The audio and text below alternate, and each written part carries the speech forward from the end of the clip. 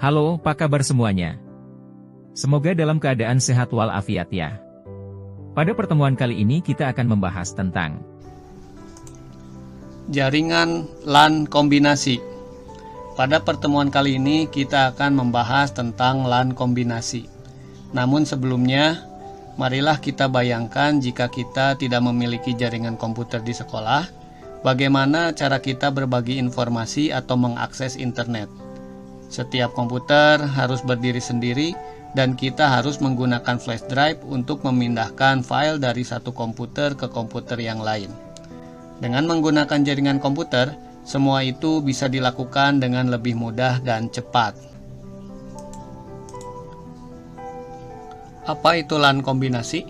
LAN kombinasi adalah jaringan komputer yang mengintegrasikan penggunaan kabel dan koneksi nirkabel untuk menghubungkan perangkat dalam area geografis yang terbatas seperti dalam satu gedung, kantor, atau kampus. Dengan menggunakan kombinasi ini, jaringan menggabungkan kelebihan dari kedua jenis koneksi untuk menciptakan lingkungan jaringan yang fleksibel, stabil, dan efisien. Lalu kemudian yang berikutnya, fungsi LAN kombinasi. Yang pertama yaitu fleksibilitas koneksi. LAN kombinasi memungkinkan penggunaan perangkat bergerak seperti laptop, tablet, dan smartphone melalui koneksi nirkabel. Sementara perangkat yang memerlukan koneksi stabil seperti server, komputer, desktop menggunakan koneksi kabel. Lalu kemudian yang berikutnya, fungsi yang kedua, stabilitas dan kecepatan. Koneksi kabel menyediakan kecepatan tinggi dan stabilitas yang konsisten untuk tugas-tugas yang memerlukan bandwidth yang besar dan latensi rendah seperti transfer data, streaming, video, dan aplikasi bisnis kritis. Lalu kemudian fungsi yang ketiga yaitu efisiensi biaya. Menggunakan kombinasi kabel dan nirkabel dapat mengurangi biaya penarikan kabel di seluruh area, terutama di lingkungan yang luas dan kompleks. Perangkat bergerak dapat terhubung melalui Wi-Fi tanpa memerlukan infrastruktur tambahan. Kemudian yang keempat, mobilitas dan aksesibilitas. Koneksi nirkabel memungkinkan mobilitas pengguna dan akses jaringan yang mudah di berbagai lokasi dalam area jaringan, seperti ruang konferensi, lobi, dan area publik. Lalu kemudian yang kelima, fungsinya yaitu dari hal skalabilitas. LAN kombinasi memudahkan penambahan perangkat baru ke jaringan tanpa harus menarik kabel tambahan. Akses poin nirkabel dapat ditambahkan untuk memperluas cakupan jaringan. Lalu kemudian fungsi yang keenam yaitu pemisah jaringan. Dengan menggunakan virtual LAN dan pengaturan yang tepat, LAN kombinasi memungkinkan pemisahan lalu lintas jaringan kabel dan nirkabel untuk tujuan keamanan dan manajemen yang lebih baik. Lalu kemudian fungsi yang ketujuh yaitu sebagai redundansi dan keandalan. Menggunakan kombinasi kabel dan nirkabel meningkatkan redundansi jaringan. Jika salah satu metode koneksi mengalami gangguan, perangkat masih dapat terhubung melalui metode koneksi lainnya, meningkatkan keandalan secara keseluruhan. Lalu kemudian yang kedelapan yaitu fungsinya sebagai pengelolaan sumber daya. Administrator jaringan dapat mengelola dan mengoptimalkan penggunaan bandwidth dengan membagi lalu lintas jaringan antara kabel dan nirkabel sesuai dengan kebutuhan dan prioritas. Dengan menggabungkan kelebihan dari kedua jenis koneksi, LAN kombinasi menciptakan lingkungan jaringan yang lebih fleksibel, efisien, dan adaptif terhadap kebutuhan pengguna dan perangkat dalam area yang dilayani. Lalu kemudian berikutnya topologi jaringan. Topologi jaringan yang digunakan untuk jaringan LAN kombinasi yaitu menggunakan topologi hibrida atau hibrid topologi, yaitu di mana kombinasi dari dua atau lebih topologi dasar seperti menggunakan topologi star dan mesh. Nah, kemudian untuk penerapan kabelnya, bagian dari jaringan menggunakan kabel UTP untuk koneksi langsung antara perangkat seperti server dan switch dengan switch. Lalu untuk penerapan nirkabel, bagian lain menggunakan koneksi nirkabel untuk memungkinkan perangkat bergerak terhubung dengan jaringan seperti koneksi antara perangkat klien dengan access point. Nah, keuntungan dari menggunakan topologi ini yaitu fleksibel dan dapat disesuaikan dengan kebutuhan spesifik, memadukan kelebihan dari berbagai topologi untuk meningkatkan efisiensi dan kinerja jaringan. Lalu kemudian perangkat keras jaringan LAN kombinasi. Nah, perangkat keras yang perlu disiapkan atau digunakan nantinya yaitu yang pertama kabel UTP.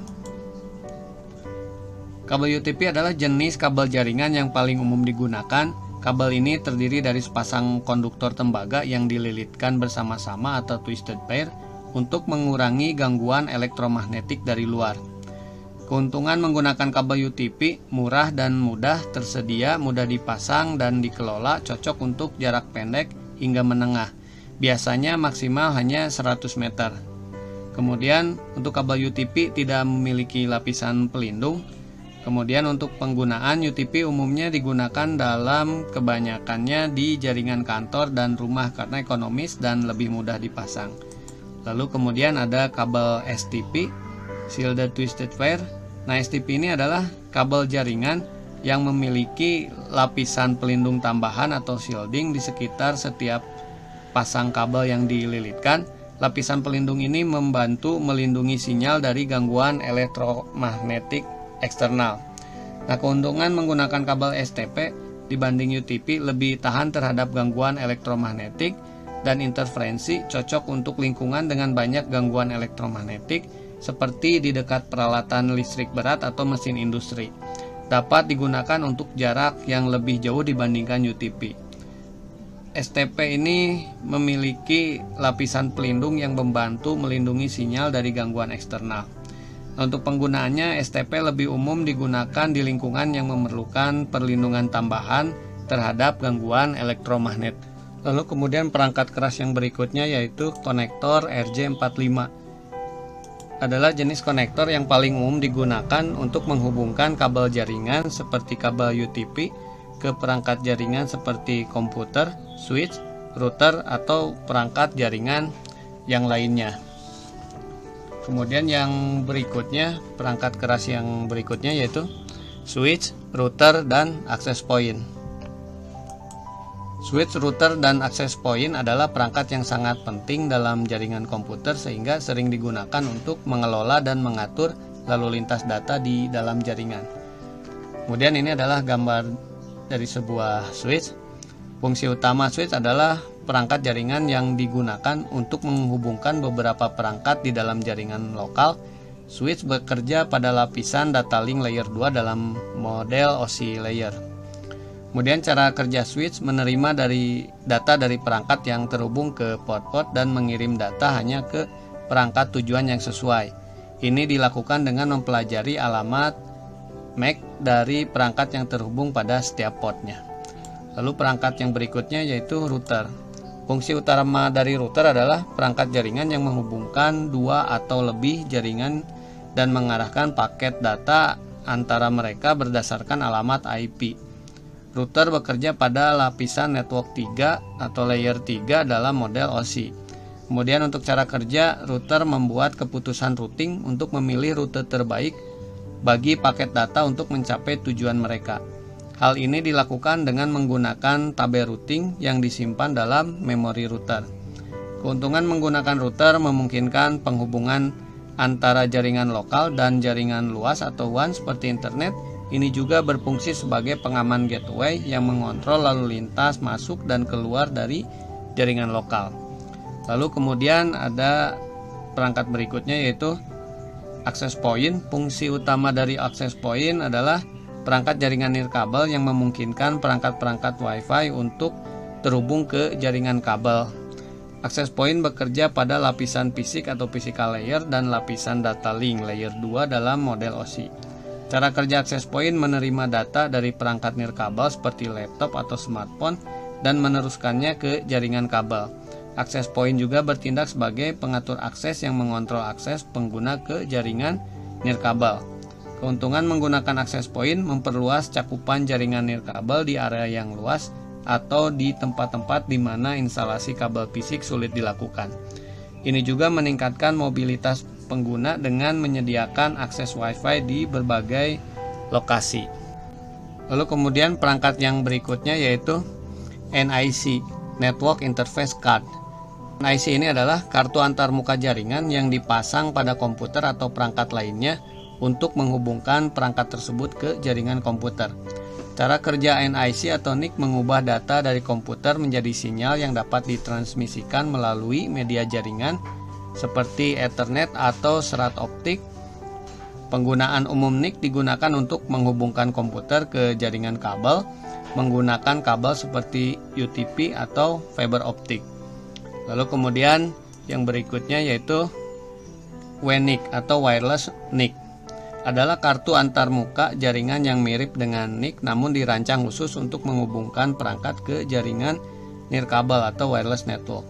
Cara kerja dari WNIC, wireless NIC menggunakan teknologi seperti Wi-Fi untuk mengirim dan menerima data melalui gelombang radio. WNIC mengkonversi data dari perangkat ke format yang sesuai untuk transmisi nirkabel dan juga menerima data yang diterima dari jaringan nirkabel. Nah, untuk penggunaan WNIC biasanya digunakan pada laptop, smartphone, tablet, dan perangkat lainnya yang mendukung konektivitas Wi-Fi, memungkinkan perangkat tersebut untuk terhubung ke jaringan nirkabel. Nah, jadi itulah definisi LAN kombinasi, fungsi LAN kombinasi, lalu kemudian topologi yang akan digunakan dan juga perangkat keras yang akan digunakan atau disiapkan untuk membangun sebuah jaringan LAN kombinasi ini. Nah, untuk instalasi dan konfigurasi jaringan LAN kombinasi serta untuk uji cobanya akan dibahas pada pertemuan berikutnya. Baiklah, cukup sekian untuk pertemuan kali ini. Semoga bisa bermanfaat bagi kita semua. Terima kasih sudah menonton video ini. Sampai jumpa lagi ya.